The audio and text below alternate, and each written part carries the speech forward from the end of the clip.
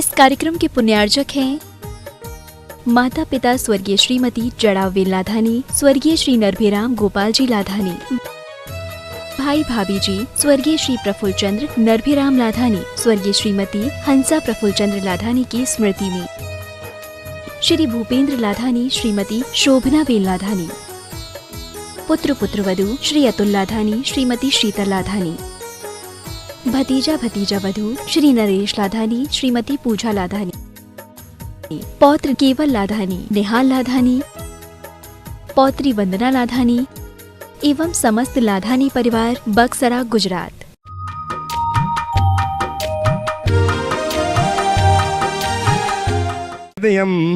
सत्यम शिवम सुंदरम विद्यागुरु वंदनम, विद्यागुरु वंदनम। और गुरुदेव के चित्त के करकमलों में जनवाणी अर्पित करके ज्ञानावरण का करने का सौभाग्य अर्जित कर रहे हैं देवगम वैज्ञान समाज धनबाद के धैया धनबाद के श्रीमान विजय जी गोधा साहब, श्रीमान संजय जी गोधा साहब आए। जनवाणी जग मैया जन्म दुख मेट दो, जन्म दुख मेट दो, मरण दुख मेट दो, जनवाणी जग मैया जन्म दुख मेट। पूरा परिवार आ जाए, इनके सब परिवार में आमंत्रित कर रहा हूं बार बार। गौरव जी, वरुण जी और उनके परिवार से जो हैं आ जाएं, सब आ जाएं, सभी आ जाएं। अब गुरुदेव कर कमलों में जनवाणी अर्पित करके जीवन धन्य करें और गुरुदेव पाठ करके अपने जीवन के संचित पापों का क्षय करने का उद्यम करेंगे। वहां से यहाँ चल जाओ, वहां जाओ, वहां से जाओ, जाओ जाओ,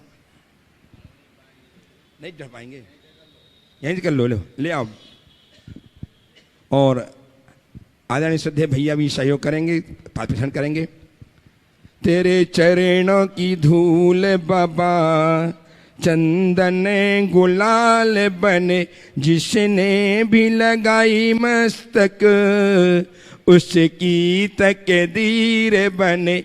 तेरे चरणों की धूल बाबा चंदन गुलाल बने। और अब हम विलंब न करते हुए अपने राजे आप सब बैठे, बैठ जाइए। अंजनी जी जसवाल आइए, आप भी चरण पर चल करके जीवन धन्य कीजिए।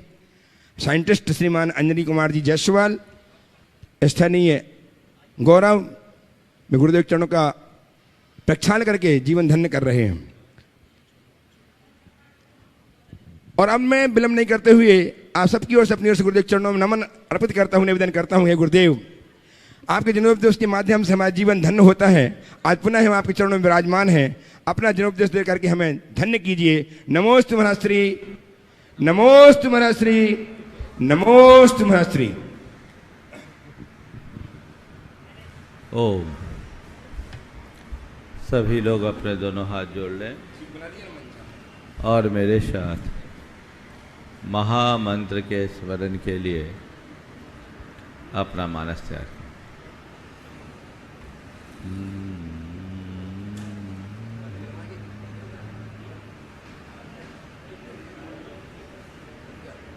नमो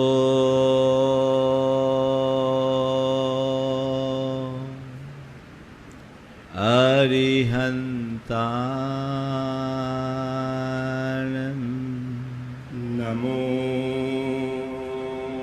अरिहंताणं, नमो सिद्धाणं, नमो सिद्धाणं, नमो आयर्याणं, नमो आयर्याणं, नमो वज्झायानं, नमो वज्झायानं, नमो लोये सवशाहुनं, नमो लोये शव्यसाहुनं, एषो पंचमहाभूतं, मुयारो ईसु पंचणमो यारो सवपाव पणाशिनो सर्वपावपणाशिनो मंगलालं च सव्येसिं मंगलाणं च सव्येसिं पढ़मं हो मंगलम परमं होई मंगलम। जय बोलो देवादिदेव 1008 श्री भगवान महावीर स्वामी की जय जय जय। अहिंसा परमो धर्म की जय जय जय। परम पूज्य आचार्य गुरुवर श्री विद्यासागर जी महाराज की जय जय जय। परम पूज्य महामना मुनिराज प्रमासागर जी महाराज की जय जय जय। परम पूज्य अरय सागर जी महाराज की जय जय जय। भारतीय संस्कृति में जीवन को सफल और सार्थक बनाने के लिए 4 पुरुषार्थों का उल्लेख है। धर्म, अर्थ, काम और मोक्ष। इसे हम ऐसे समझ सकते हैं कि धर्म जीवन के महल की नींव है, जीवन मंदिर की नींव है, और मोक्ष उसका कलश है। बीच का जो भाग है वो अर्थ और काम में। नींव मजबूत हो तो भवन टिकाऊ होता है, नींव कमजोर तो भवन कभी भी धराशायी हो सकता है। धर्म की नींव के साथ अपने जीवन को आगे बढ़ाना हम सबके जीवन का परम लक्ष्य होना चाहिए। 4 पुरुषार्थों में आम गृहस्थ के लिए 3 पुरुषार्थ हैं, धर्म, अर्थ और काम। और ये कहा गया कि उसे तीनों पुरुषार्थों के मध्य सम्यक संतुलन बना करके चलना चाहिए। जो गृहस्थ इन 3 पुरुषार्थ अर्थात जिसे दूसरी भाषा में त्रिवर्ग कहते हैं, जो त्रिवर्ग का साधन करता है वो अपवर्ग यानी मोक्ष का अधिकारी बनता है। और ऐसा लिखा गया कि त्रिवर्ग संसाधन मंत्रेण पशुविरिव आयुर्निफलम नरस्य तत्रापि धर्मम प्रवरम वदन्ति न तम बिना भवतोर्थ कामो। त्रिवर्ग के संसाधन के बिना अर्थात धर्म, अर्थ और काम, इन 3 पुरुषार्थों में सम्यक संतुलन बनाए बिना मनुष्य का जीवन पशु की तरह निष्फल है। उसमें भी धर्म की प्रमुखता है, क्योंकि धर्म पुरुषार्थ के बिना न तो अर्थ पुरुषार्थ की संज्ञा प्राप्त करता है और न ही काम को काम पुरुषार्थ की संज्ञा दी जा सकती। मूल धर्म है जिसे हमें आत्मसात करके चलना है। जब कभी भी हम धर्म की बात करते हैं, हमारा ध्यान उन तमाम प्रकार की धार्मिक क्रियाओं के प्रति चला जाता है जो हम अपनी 24 घंटे की व्यस्त दिनचर्या में अपनी समय और सुविधा के अनुरूप कर लिया करते हैं। चाहे वो पूजा पाठ हो, चाहे वो व्रत उपवास हो, चाहे वह दान पुण्य हो, चाहे वह त्याग तप हो। और ऐसा करके हम अपने आप को कृतार्थ महसूस करते हैं कि हमने धर्म के क्षेत्र में बहुत अच्छा कर्म कर लिया। बेशक एक धर्मी व्यक्ति के जीवन में ये सब चीजें होती है, लेकिन ये सब चीजें हो और तुम्हारे भीतर धर्म हो ये जरूरी नहीं है। आज से बात इन्हीं पुरुषार्थों की आपके मध्य करने जा रहा हूं, और उसमें आज बात है धर्म पुरुषार्थ की। 4 बातें आज के संदर्भ में मैं आप सबसे करूंगा। सबसे पहला सवाल, धर्म क्यों? फिर दूसरा सवाल, धर्म क्या? फिर तीसरा सवाल, धर्म कब? और चौथा सवाल, धर्म कैसे? आप सब धर्मी हो कि नहीं हो? महाराज धर्मी नहीं होते तो यहाँ क्यों आते? धर्म करते हो, क्यों करते हो? पहला सवाल। जब तक धर्म के प्रयोजन को हम अपने सामने नहीं रखेंगे, तब तक सच्चे अर्थों में धर्म फलीभूत भी नहीं होगा। क्यों करते हैं धर्म? बोलो, आप लोगों से सवाल कर रहा हूं। प्रतीक बोलो, धर्म करते हो, क्यों करते हो? थोड़ा खड़े हो जाओ। देव तो माइक, हाँ थोड़ा सा दोनों तरफ का इंटरेक्शन होना चाहिए। हाँ नमस्ते गुरुवर। हाँ, क्यों करते हो? शांति के लिए। शांति के लिए। बहुत सुंदर, अच्छा जवाब मिला। धर्म हम कर रहे हैं, हमारी शांति पल रही है या नहीं, ये हमें देखना है। ये एक जागरूकता का द्योतक है कि एक युवा धर्म कर रहा है और उसके मुख से स्वर फूट रहे हैं कि हम शांति के लिए धर्म कर रहे हैं। अब हमें ये देखना है कि हम धर्म तो कर रहे हैं, शांति आ रही है कि नहीं आ रही है? कभी कभी तो लोगों का धर्म करने में ही अशांति हो जाती होती है। शांति धारा आप लोग करते हैं, उसमें कई बार अशांति दिखने लगती होती है। धर्म करने में अशांति, हमारा प्रयोजन कहाँ छिटक के चला गया। हालांकि इन्होंने तो बहुत संपादित उत्तर दिया है, पर हकीकत में धर्म करने के 4 दृष्टियां मुझे दिखती है। ज़्यादातर लोग धर्म इसलिए करते हैं क्योंकि माँ बाप से हमें परंपरागत संस्कार मिला है, धर्म करने में भला होगा, सो हम धर्म करते हैं। हमें संस्कार मिला, माँ बाप से मिला, गुरुओं से मिला, प्रेरणा मिली, सब धर्म करते आ रहे हैं। हमारा एक धार्मिक परिवार में जन्म हुआ, इसलिए हम धर्म करते आ रहे हैं, सो कर रहे हैं। ये पहला दृष्टिकोण है। दूसरे लोग वे हैं जो धर्म करते हैं इसलिए कि धर्म करेंगे तो हमारे विघ्न व्यवधान दूर होंगे, हमारे दुख शोक दूर होंगे।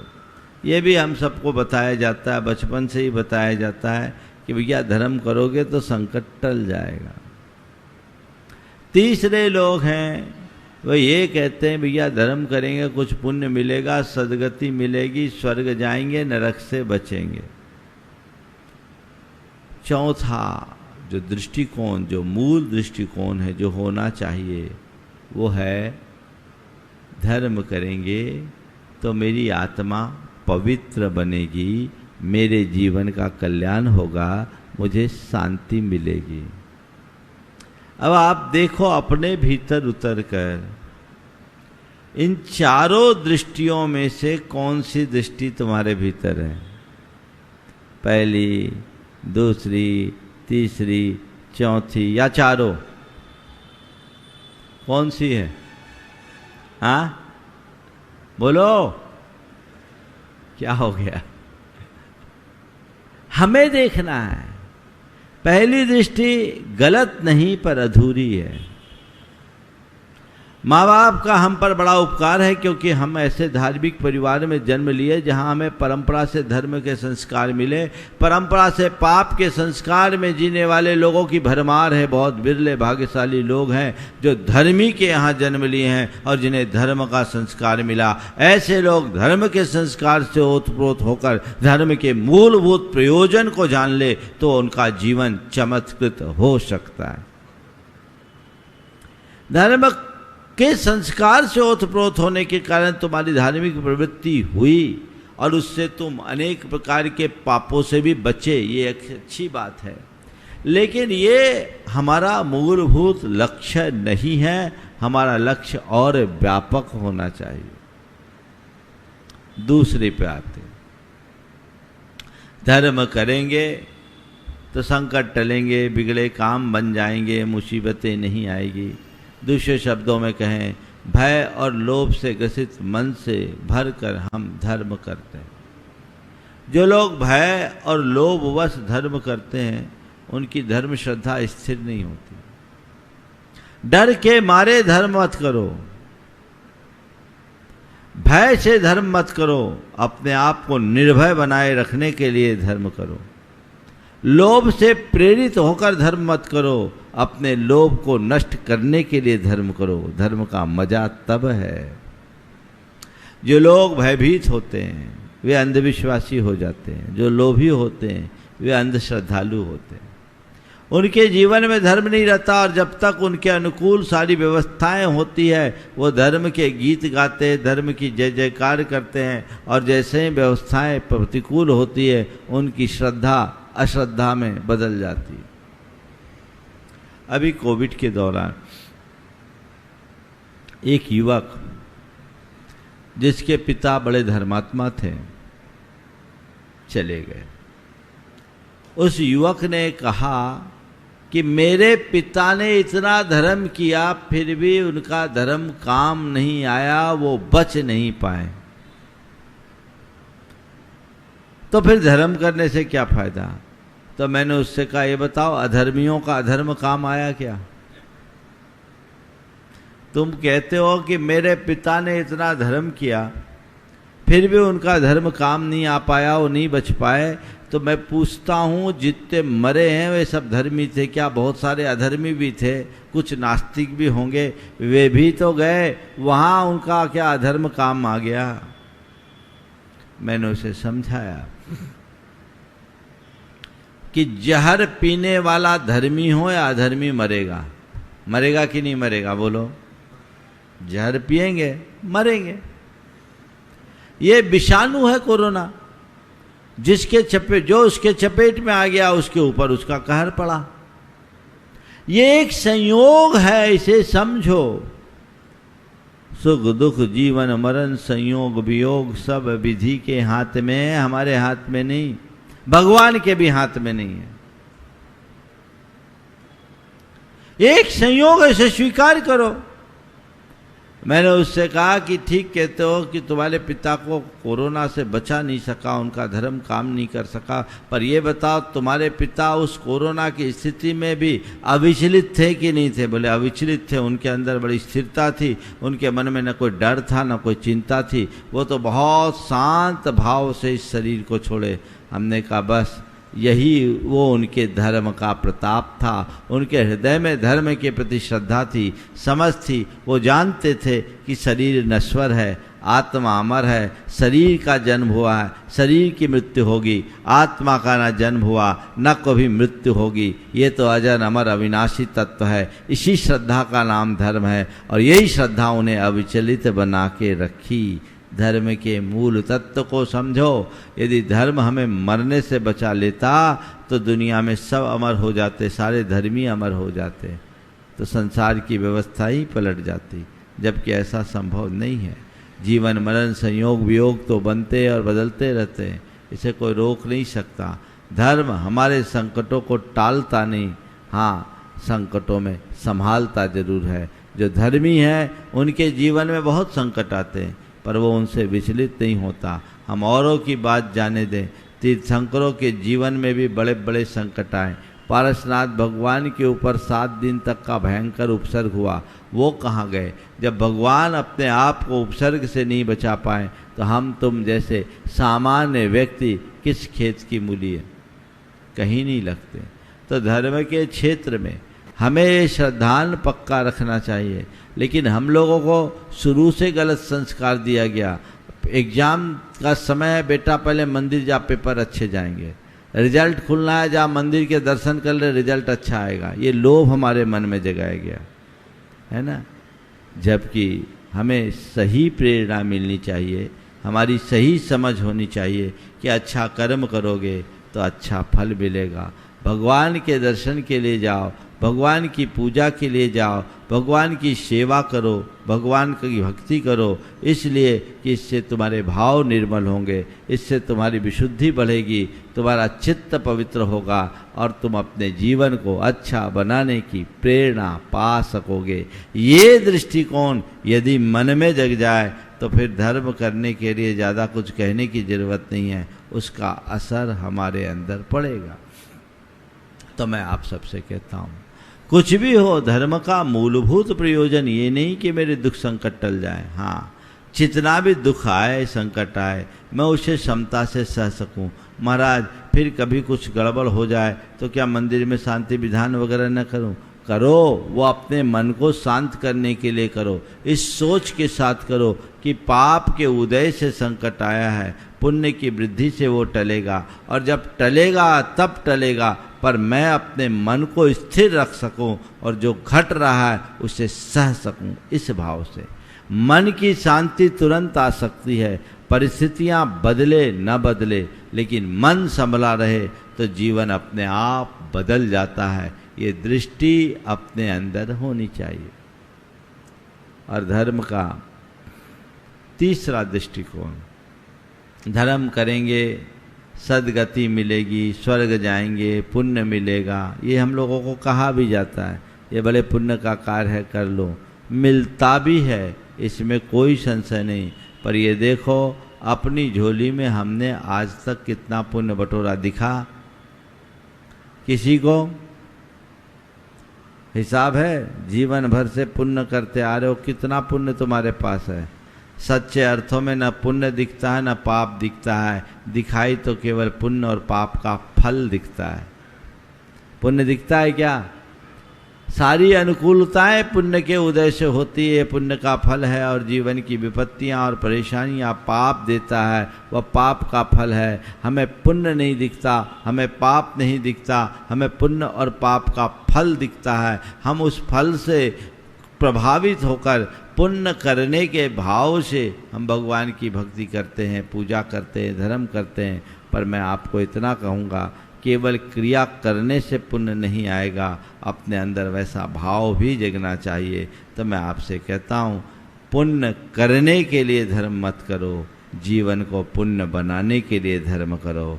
जब तुम अपने जीवन को पुण्य बनाओगे तभी तुम्हारे भीतर का पुण्य घटेगा और वही पुण्य तुम्हारे जीवन को चमत्कृत करेगा।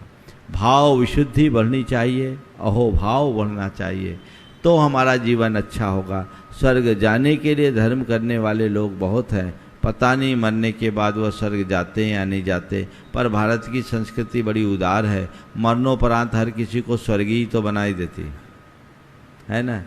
कोई कैसा ही कर्म करे, मरने के बाद उसके नाम के आगे क्या लिखा जाता है? स्वर्गीय। भले नरक का जीवन जिया हो, पर मरने के बाद उसे स्वर्गीय बना दिया जाता है। मैं आपसे कहता हूँ, स्वर्ग जाने के लिए धर्म करो। ये तो स्वर्ग जाओगे नहीं जाओगे मरने के बाद पता लगेगा, लेकिन मैं आपसे इतना ही कहूँगा, स्वर्ग जाने के लिए धर्म करने की जगह जीवन को स्वर्ग बनाने के लिए धर्म कर लो, जीवन धन्य हो जाएगा। बदलाव होना चाहिए। सच्चा उद्देश्य आत्मा का परिष्कार, आत्मा की विशुद्धि, अपने जीवन का रूपांतरण होना चाहिए। मैं धर्म कर रहा हूँ, मेरा धर्म कोरी क्रिया नहीं, मेरा धर्म एक साधना है जो मैं अपने रूपांतरण के लिए कर रहा हूँ। अपने भीतर बदलाव, अपने भाव और बर्ताव में बदलाव, अपनी वृत्ति और प्रवृत्ति में परिवर्तन, ये अगर हमने घटित कर लिया तो तय मान करके चलना हमने धर्म का एक बड़ा लाभ प्राप्त कर लिया। ऐसी दृष्टि धारणा अगर हमारे मन में बन गई तो हमारे जीवन का बेड़ा पार हो गया। फिर ज़्यादा कुछ कहने और करने की आवश्यकता शेष नहीं रहेगी। उस दिशा में निरंतर आगे बढ़ने का प्रयास करना चाहिए। तो धर्म क्यों आपको समझ में आ रहा है? आप कौन सा दृष्टिकोण रखोगे? कौन सा रखोगे? चौथा ना, बस वो हमारा होना चाहिए। मैं मंदिर में पूजा कर रहा हूँ तो भी मेरी दृष्टि अपने भावों की पवित्रता पर होना चाहिए। मैं व्रत उपवास कर रहा हूँ तो भी अपने परिणामों पर मेरी दृष्टि होनी चाहिए। मैं दान दे रहा हूँ तो अंदर की उदारता की वृद्धि होनी चाहिए। अपने मन का अभिमान गलना चाहिए। मेरे मन के जो दुर्भाव हैं उनका शमन होना चाहिए, क्योंकि यही मेरे चेतना को विकृत करने वाले तत्व हैं। ये जितने दूर होंगे मेरे जीवन में उतनी पवित्रता आएगी। उस पवित्रता को उद्घाटित करने के लिए जो सतत उत्साहित होते हैं वे ही धर्म का सच्चा लाभ ले पाते हैं। अब सवाल है, धर्म क्या है? ये जो हम पूजा पाठ आदि जितनी धार्मिक क्रियाएं करते हैं ये धर्म का बाहरी रूप है। धर्म का असली रूप अंदर की पवित्रता, अंदर की विशुद्धि, अंदर की क्षमता। हम लोग अपने जन्म जन्मांतरों के संस्कारवश धर्म करते हुए भी अधर्म कर लेते हैं। हम भूल जाते हैं और आत्ममुग्धता में जीते हैं। अपने द्वारा किए गए अधर्म को ही हम धर्म मानने का भ्रम पाल लेते हैं, जो हमारे जीवन के लिए बहुत समस्याएं उत्पन्न करता है। हमारा मूलभूत धर्म अपने आप को संभालना है। मैं पूजा कर रहा हूँ तो अपने अंदर की सकारात्मकता बढ़नी चाहिए। यदि मैं कोई भी उपासना का कार्य कर रहा हूँ तो मेरे हृदय की विशुद्धि बढ़नी चाहिए। मैं कोई त्याग तप कर रहा हूँ तो मेरे भावों में निर्मलता आनी चाहिए। यदि ये सब चीज़ें उत्तरोत्तर बढ़ती है तो जीवन में बहुत बड़ा बदलाव घटित होता है। और ये सब हमारी वैसी श्रद्धा हो जाए तब होगा। श्रद्धा अंदर से बलवती बनाइए कि मुझे मेरा धर्म करना है तो अपनी भाव विशुद्धि के लिए करना है। मेरे अंदर के विकार शांत हो, मेरे अंदर की पवित्रता बढ़े तो हमारा जीवन धन्य हो सके, जिससे हम इस नर भाव को सार्थक बना सके।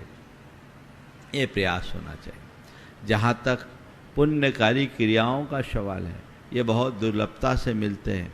हर व्यक्ति पुण्य की क्रियाएं करता है, लेकिन उसके प्रयोजन को समझकर करे तो उसका बेड़ा पार होता है। कई बार लोग कहते हैं, महाराज आप जब कहते हैं कि धार्मिक क्रियाओं का मतलब धर्म नहीं है, धर्म तो अंदर की चीज़ है, तो इतने बड़े बड़े आयोजनों की क्या ज़रूरत, इतने बड़े बड़े पूजा पाठ की क्या ज़रूरत। बिल्कुल सही आप कह रहे हैं, इनकी कोई ज़रूरत नहीं, लेकिन ये भी हमारी विशुद्धि के वृद्धि में बड़ा निमित्त है। आपके यहाँ पंचकल्याणक होने जा रहा है। इस पंचकल्याणक में आप देखेंगे कि एक पाषाण को भगवान बनाने की यात्रा शुरू होगी, और उसके लिए सौधर्म आदि के इंद्र आकर के सारे अनुष्ठान करेंगे। इसके प्रयोजन को समझने की जरूरत, क्यों करेंगे। कोई मनुष्य भी भगवान की भक्ति कर सकता है, इंद्र बनाने की क्या आवश्यकता नहीं। इंद्र बनाने के पीछे एक दृष्टिकोण है कि इंद्र के हृदय में जैसी भाव विशुद्धि होती है और भक्ति होती है, वो मनुष्य के अंदर नहीं होती। और ऐसे व्यक्ति को जब मंत्र संस्कार के द्वारा इंद्र बना दिया जाता है तो उसके हृदय में भी असाधारण भाव विशुद्धि बनती है।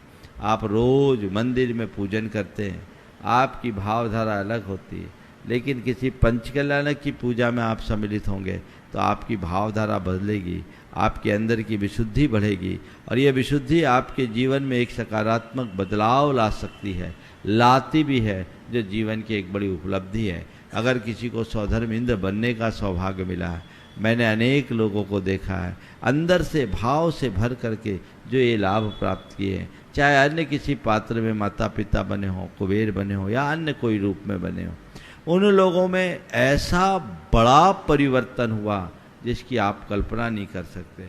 मैं एक व्यक्ति का उदाहरण आप सबके लिए देना चाहूँगा कि इस तरह अगर व्यक्ति की चेतना जागृत हो तो उसके भाव में कितना बड़ा परिवर्तन हो सकता है।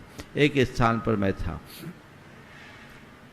वहाँ पंचकल्याण का कार्यक्रम था, बोलियाँ लगी, एक व्यक्ति ने बोली ली।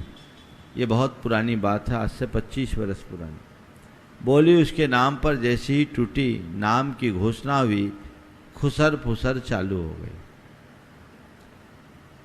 लोगों ने मेरे कान में आकर कहा, महाराज ये सौधर्मेंद्र बना है, रोज शराब पीता है। बात गंभीर थी। ऐसा व्यक्ति सौधर्मेंद्र के योग्य तो नहीं था, पर चूंकि सार्वजनिक रूप से ये बात हुई और किसी व्यक्ति को सार्वजनिक रूप से नकार देना उसका अपमान है और किसी को अपमानित करना उसे धर्म से विमुख करना है। मैं कभी ऐसी नकारात्मक बात नहीं सोचता। मेरे पास जब श्रीफल चढ़ाने के लिए आया, मैंने उसे मंच पे ही एक साइड में बुलाया और कहा, देख आज तेरा परम पुण्य का उदय आया है, तेरे जीवन का सौभाग्य उदय आया है कि तू आज सौधर्मेंद्र बना है। तू पैसों के दम पर सौधर्मेंद्र नहीं बना, तेरा कोई प्रबल पुण्य उत्पन्न हुआ है जिससे तुझे सौधर्मेंद्र बनने का सौभाग्य मिला। पैसों की दृष्टि से तो तेरे से भी बड़े बड़े पैसे वाले होंगे, वो बन सकते थे, लेकिन तेरा भाग्य था, तू बन गया। अब मैं तुझसे एक ही बात कहता हूँ, आज तू श्रीफल चढ़ा रहा है, एक संकल्प ले ले कि अब इन हाथों से कोई गलत काम नहीं करेंगे, तेरा जीवन तर जाएगा। उसकी आंखों से आंसू। बोला, महाराज आशीर्वाद दीजिए, मैं आज से सब बुराइयों का त्याग करता हूँ। और उस व्यक्ति में इतनी भाव विशुद्धि आई। बहुत जगह आयोजन होते हैं, वो व्यक्ति सौधर्मेंद्र बना, क्या भाव भक्ति के साथ बना, और वह घटना उसके जीवन की टर्निंग पॉइंट बन गई। आज वो आदमी अत्यंत विशुद्धिमय जीवन जी रहा है, व्रती बनकर। जो व्यक्ति नित्य शराब पीता था, आज वो व्रती बन करके सात्विकता का जीवन जी रहा है। अब तो कुछ सालों से व्यवसाय भी उसने छोड़ दिया, अपने बच्चों के जिम्मे कर दिया और घर में रहकर साधु जैसा जीवन जी रहा है। ये एक बदलाव।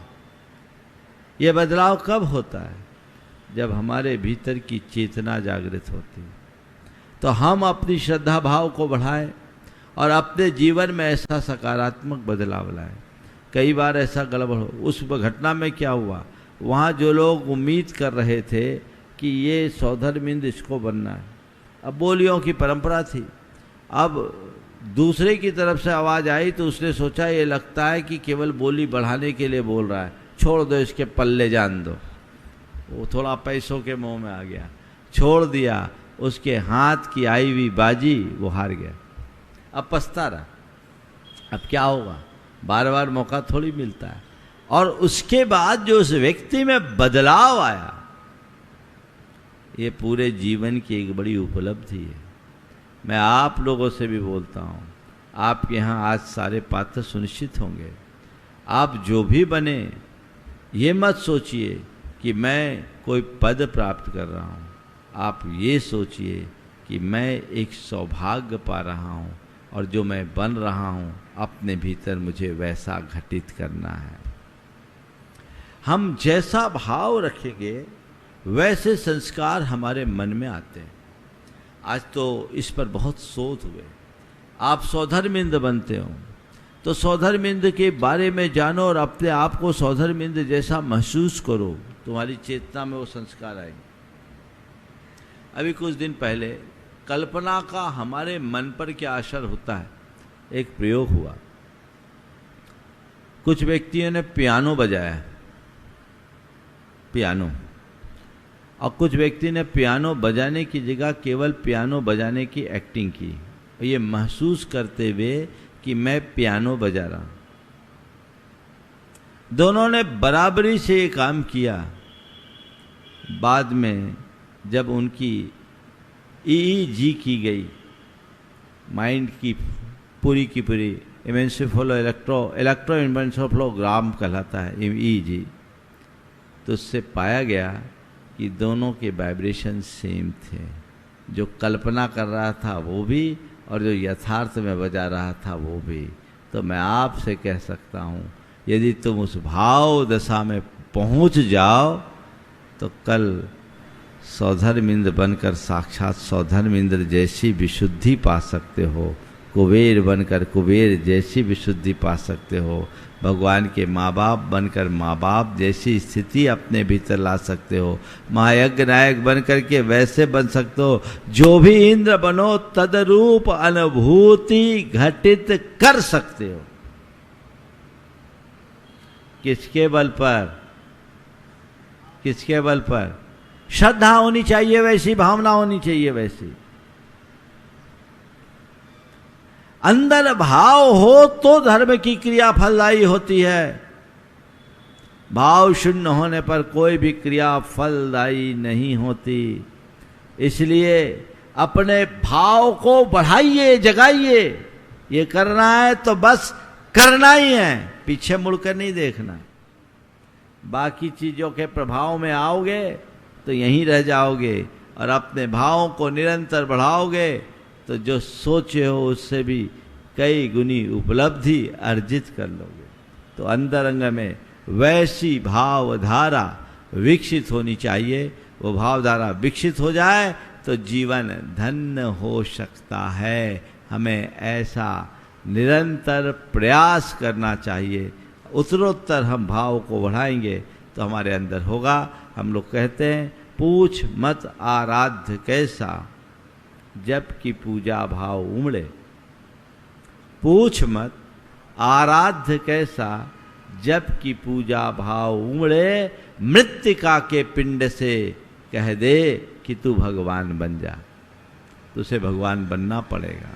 एकलव्य ने द्रोणाचार्य की मूर्ति से वह सीख लिया जो अर्जुन साक्षात नहीं सीख पाया। शब्द भेदी भान में भी समर्थ हो गया। किसके बल पर? अपने अंदर की श्रद्धा के बल पर।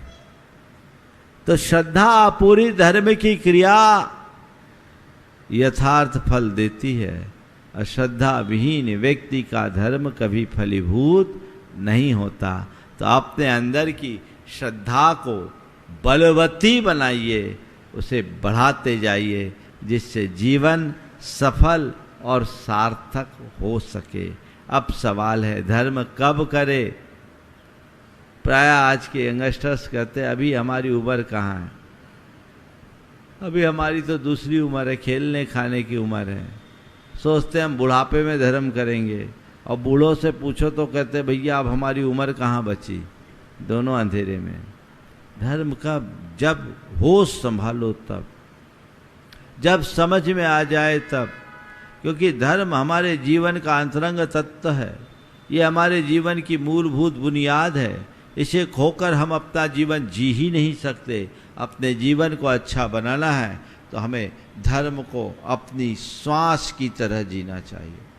जैसे हवा और पानी के बिना, अनाज के बिना हम जी नहीं सकते, वैसे ही धर्म के अभाव में सही जीवन नहीं जी सकते। अगर हम सही जीवन जीना चाहते तो हर उम्र के व्यक्ति को, जिसे जीवन की थोड़ी भी समझ है, धर्म को धारण करने की चेष्टा करनी चाहिए और उसे अपनी प्राथमिकता की सूची में सबसे ऊपर बना करके चलना चाहिए। यह सोच अगर अंतरंग में जग गई तो फिर ज़्यादा करने की ज़रूरत नहीं है। और एक बात और है, धर्म के क्षेत्र में भी धार्मिक क्रियाओं में शरीर का संबल बहुत जरूरी। हमारा मन है, मन को आलम्बन चाहिए। करने को तो धर्म मन से होता है, लेकिन हमारा मन धर्म में कम, अधर्म में ज़्यादा रमता है। तो अधर्म में रमे हुए मन को धर्म में रमाने के लिए हमें अनेक धार्मिक क्रियाओं का आलम्बन लेना होता है। और धार्मिक क्रियाओं के आलम्बन के लिए हमारे लिए शरीर का सत्व भी जरूरी है। अब शरीर में सत्व ही नहीं रहेगा तो आप क्या कर पाओगे। आज आप यहाँ आकर के बैठ रहे हो, प्रवचन का लाभ ले रहे हो, धर्म की क्रिया कर रहे हो, किसके बल पर? जब यहाँ आने में समर्थ हो तब न। जो असमर्थ है, असक्त हैं, लाचार हैं, वे बेचारे बिस्तर पर ही पड़े हैं, चाह करके भी नहीं आ पा रहे हैं। तो सत्व होने पर ही धर्म होता है। इसलिए जब तक सत्व है तब तक धर्म कर लो। कल सत्व छीन हो जाएगा तो क्या करोगे? शरीर तो एक दिन छीन होना है, कमज़ोर होना है। जितने भी वृद्ध हैं उन सबकी स्थिति को देख लो। अगर प्रारंभिक दिनों से तुमने अपने जीवन को धर्ममय किया तो बुढ़ापे में लाचार नहीं होगे। और जो व्यक्ति अपने जीवन के मूलभूत क्षणों में, खासकर यौवन के दिनों में धर्म से विमुख होते हैं, यदवा तदवा आचरण करते हैं, उनका शरीर बुढ़ापे में कमज़ोर पड़ जाता है, वो कुछ कर नहीं सकते। तो जिस अवस्था में हैं, जब हैं, जैसे हैं, उसी अवस्था में व्यक्ति को धर्म के लिए उत्साहित होना चाहिए। अभी तक अगर हमने अज्ञानता में अपना जीवन बिता दिया तो बिता दिया, अब मुझे ज्ञान मिला है तो अब मुझे चूकना नहीं है, क्योंकि जब जागो तभी सवेरा, जब जागो तभी सवेरा। हम जाग गए हैं तो अब हमें अपनी चेतना को जगाना है और जीवन में एक बदलाव घटित करने के लिए संकल्पित होना है। क्योंकि अंतरंग में ये बात जिसके बैठ जाती है, ये श्रद्धा जिसके बैठ जाती है, उसे ज़्यादा कुछ कहने की ज़रूरत नहीं होती। और जो इस श्रद्धा से शून्य होते हैं वो 25 प्रकार के बहाने ही बनाते रहते हैं। बहानेबाजों का कभी उद्धार नहीं होता। मैं आप सबसे एक बात जरूर कहूँगा, धर्म के क्षेत्र में कभी बहाना मत बनाना। धर्म करने का अवसर आए तो बहाना मत करना, हाँ धर्म करने का बहाना जरूर ढूंढ लेना। किसी बहाने धर्म की क्रिया करने का मौका मिले, बढ़ चढ़ कर के हिस्सा लो। बहाना बनाओगे तो बहाना बनाते बनाते तो न जाने कितना जीवन यूं ही चला गया, ये जीवन भी तुम्हारा न चला जाए। इसलिए धर्म के मूल स्वरूप को समझते हुए अपने जीवन की धारा को आगे बढ़ाने का प्रयत्न होना चाहिए। जब जाग जाए तभी सवेरा है। हमें हर अपनी अवस्था को देखते हुए धर्म के क्षेत्र में आगे बढ़ना चाहिए। यावत सस्तो अयम देह यावत मृत्युश्च दूरतः तावद आत्महितम कुर्यात् प्राणांते किम किरिष्यसि, कि जब तक तुम्हारा शरीर स्वस्थ है, जब तक मृत्यु तुम्हारे निकट नहीं आती, तब तक तुम अपने आत्मा के हित का उद्यम कर लो। प्राण निकल जाने के बाद फिर क्या करोगे? फिर तुम कुछ भी करने लायक नहीं बचोगे। इसलिए जो मौका है उसका फ़ायदा ज़रूर उठाना चाहिए। और मौके भी, अवसर हमारे पास बहुत कठिनाई से आते हैं। अच्छे अवसर मिलना और अच्छे अवसर का लाभ उठाना, इनमें बहुत कठिनाई है। प्रायः हमें अवसर मिलते नहीं, और मिलते भी हैं तो बहुत सारे लोग उसे खो देते हैं। जो मौका चूक जाता है वो चूकता है, उसके हाथ केवल पश्चाताप ही लगता है और कुछ भी नहीं। हमें चूकना नहीं है, अपने जीवन में वह कुछ घटित करना है जिसकी हमें आवश्यकता है। अब रहा सवाल धर्म कैसे करना है, तो धर्म को हमें भाव विशुद्धि से भरकर करना है। धर्म में किसी प्रकार का प्रदर्शन नहीं होना चाहिए। धर्म दूसरों के लिए नहीं किया जाता, धर्म अपने लिए किया जाता है। कदाचित दूसरों को प्रेरित करने के लिए अपने धर्म की चर्चा करना या अपनी धार्मिकता को प्रदर्शित करना बुरा नहीं है, लेकिन केवल प्रदर्शन हमारा लक्ष्य नहीं होना चाहिए। जितनी बने धर्म के क्षेत्र में भाव विशुद्धि हो, और ये विशुद्धि हमारे अंतरंग के उत्साह पर निर्भर करती है। 4 आदमी धर्म कर रहे हैं, चारों के जीवन में एक सा परिणाम नहीं होगा। जिसका जितना अधिक उत्साह होगा, जिसकी जितनी प्रगाढ़ श्रद्धा होगी, जिसमें जितनी अधिक तत्परता होगी, उसका धर्म उतना अच्छा होगा। आपका कितना उत्साह, अब महाराज आए हैं, प्रवचन हो रहा है, हाँ चलना है, अब चलना ही पड़ेगा, महाराज आ गए, देख लेंगे, महाराज टोक देंगे तो क्या होगा। एक ये प्रतिक्रिया। एक दूसरी प्रतिक्रिया, हाँ चलो चलते हैं, प्रवचन होगा, समाप्ति तक भी पहुंच जाएंगे तो हो जाएगा। और एक व्यक्ति की ये प्रतिक्रिया, नहीं महाराज आए हैं, ये दुर्लभ अवसर है, बहुत मुश्किल से मिला है, जैसे तैसे तो महाराज आ पाए, आज प्रवचन का लाभ हमें मिल रहा है, हमें एक शब्द नहीं छोड़ना है, महाराज के पहुंचने के पहले पहुंचना है, और न केवल सुनना है अपितु उनके एक एक शब्द का रसपान करके अपने हृदय में बिठालना है। बोलो किस पर असर पड़ेगा? किस पर पड़ेगा? पहले दूसरे पर कि तीसरे पर? है ना। तो ये तो उदाहरण दिया मैंने। धर्म का कहा पंचकलाना हो रहा है, सब लोग भाग ले रहे हैं, अब छोटी समाज है, अपने को भी कुछ तो करना ही पड़ेगा। करना पड़ेगा नहीं, करना ही है, ये भाव होना चाहिए। पड़ेगा तो पड़ गया, पड़ा ही रह जाएगा। पड़ेगा क्यों? कोई टैक्स देना है, कोई किसी का भुगतान करना है? नहीं, ये अवसर है, इसका मुझे लाभ लेना है। लेना नहीं है, लेना ही है, लेकर रहना है, क्योंकि ऐसे अवसर नित्य नहीं आते। ये अलभ अवसर है और ऐसे अलभ अवसरों का लाभ उठाना हमारे जीवन का पहला लक्ष्य होना चाहिए। आप सबके जीवन में ये मंगल अवसर आया है। यद्यपि आप सबका उत्साह बहुत अच्छा दिख रहा है, थोड़े से लोग हैं, लेकिन जितने भी लोग हैं उनके भाव पूरे हैं। मैं यही भावना भाता हूँ, आपके भावों में और वृद्धि होते रहे। और आप पंचकल्याणक को मैं पंचकल्याणक को तो एक बहाना मानता हूँ। इस पंचकल्याणक के निमित्त जीवन के कल्याण का बीज हमारे हृदय में पड़ जाए, जिससे हम अपनी आत्मा का उत्कर्ष कर सके और अपने जीवन को कृतार्थ कर सके। इस भाव के साथ समय आप सबका हो गया। यहीं पर विराम। बोलिए परम पूज्य आचार्य गुरुवर श्री विद्यासागर जी महाराज। जय जय जय परम पूज्य महामनम विद्यासागर जी महाराज की, परम पूज्य सागर जी महाराज की जय। परम पूज्य युगल मुनिराज के श्री चरण में कोटि नमन।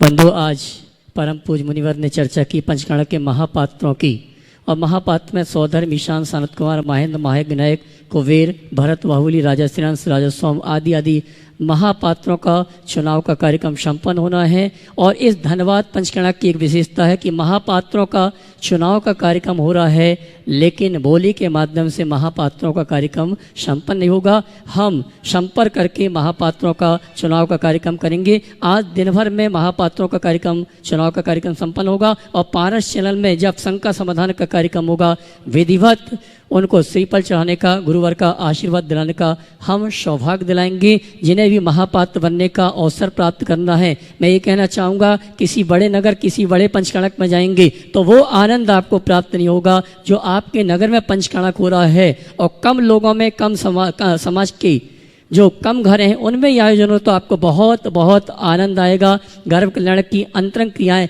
महिलाएं किस तरह करती हैं, जन्म कल्याणक में किस तरह जन्मोत्सव का महोत्सव होता है, और तप कल्याण ज्ञान कल्याण में किस तरह दीक्षा और केवल ज्ञान होता है, ये सभी दृश्य आपको करीब से देखने का सौभाग्य मिलेगा। महापात्र बन के इस आयोजन में सम्मिलित होवें। दोपहर में पूरी चर्चा करके सायंकालीन शंका समाधान के कार्यक्रम में महापात्रों का सम्मान का कार्यक्रम और कौन क्या बना है इनकी घोषणा का विधिवत यहाँ पर समायोजन किया जाएगा। मैं पुनः अपने सभी से यही कहना चाहूँगा, और जो बाहर से श्रावक श्राविका आ रहे हैं, जिनवाणी चैनल, आदिनाथ चैनल और पारस चैनल के माध्यम से इस कार्यक्रम को देख और सुन रहे हैं, अगर आप इस अनुष्ठान में सहयोग प्रदान करना चाहते हैं तो जो नंबर चल रहे हैं उनमें संपर्क कर सकते हैं। अगर आप यहाँ पर अनुष्ठान में सम्मिलित होना चाहते हैं तो अपने आने की सूचना पहले से प्रेषित कर दें, जिससे आपके रुकने, भोजन आदि की व्यवस्था समाज व्यवस्थित कर सके और आपका आतिथ्य व्यवस्थित यहाँ पर समाज कर सके, ये भावना है। पुनः पुनः और जो इस आयोजन में सहयोग करना चाहते हैं, नहीं आ पा रहे हैं, तो जो नंबर चल रहे हैं उनमें सहयोग राशि देकर